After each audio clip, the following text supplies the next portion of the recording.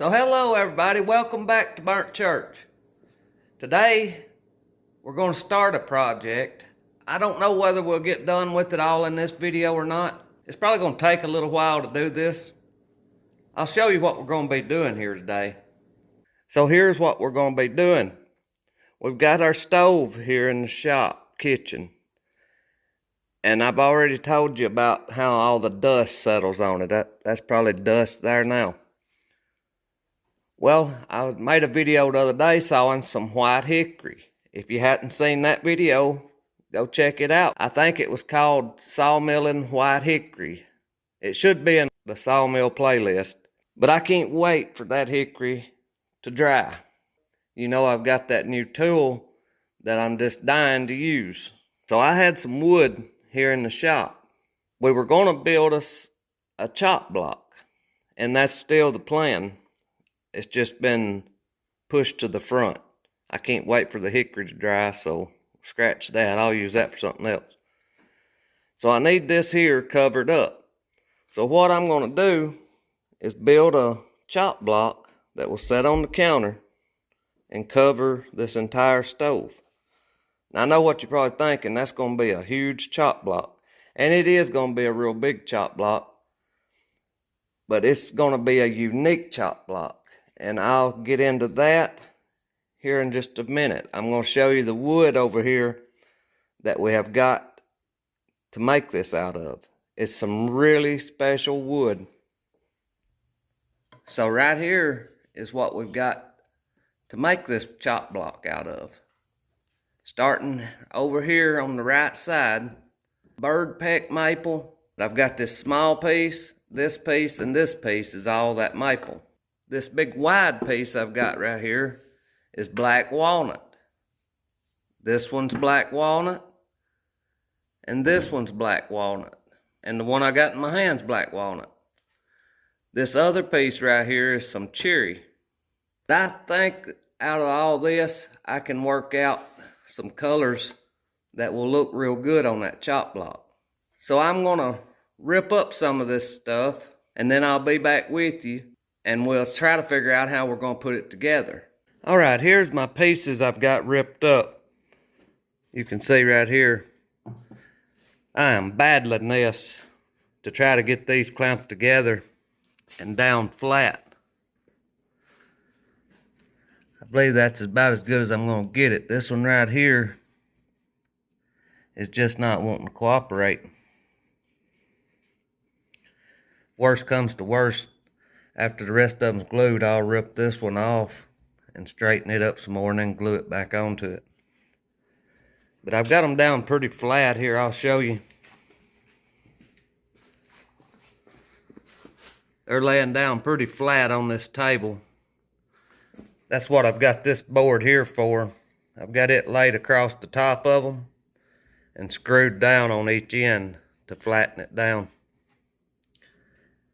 But that's just about all the pressure I can put on them. If I try to put much more, it tries to pop this board up. I believe the time I run them through the planer, they'll be fine. That's why I'm gluing them in two smaller sections to where I can get them through the planer. What I'll do is take a wet rag right now and wipe this glue off, which I think it would be fine. The planer would knock it off, but I try to get any bit that squeezes out wiped off with a wet rag. I've made a cedar frame for the chop block to set in. It's going to look something like this. But I thought we'd run it through the planer and brighten it up some. So come over here and I'll show you what it looks like when it goes in the planer and when it comes out. It's totally different when it comes out of that planer than what it looks now.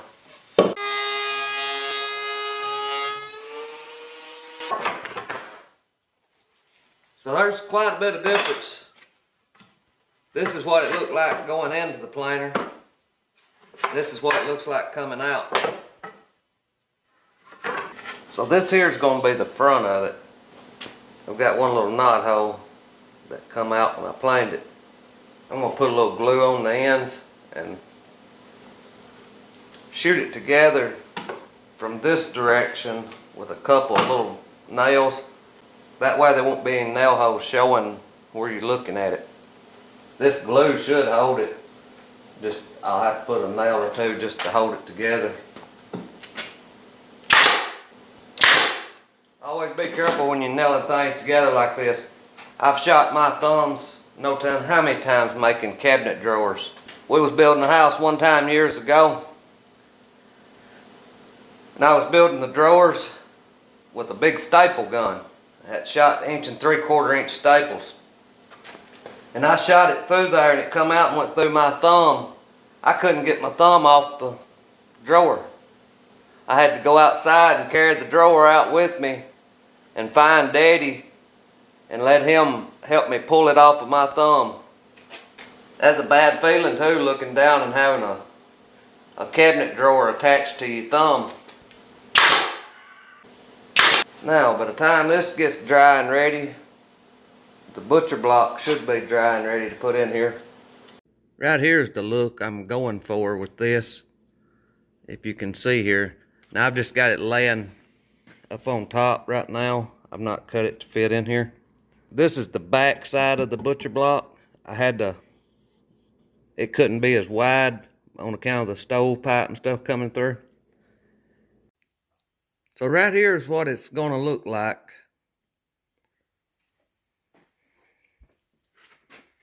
I've just got it sitting on here. I've not got any finish on it yet. I'm going to knock these edges off probably with a rasp, so it won't be just a square edge here. They'll be sloped back.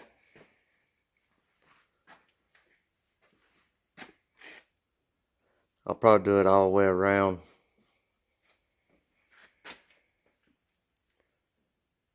Well, that's probably going to be all of this video. I'll have a part 2 putting the finish on it, and I'm going to try to do one extra thing to it in this next video to make it a little more unique for what I'm wanting to use it for. And if y'all wondering what this is, I'm fixing to make a video about what that is, so keep your eyes open for it. It should be coming out here just pretty soon. So I thank y'all for watching. I pray God blesses you, and I'll see you in the next one.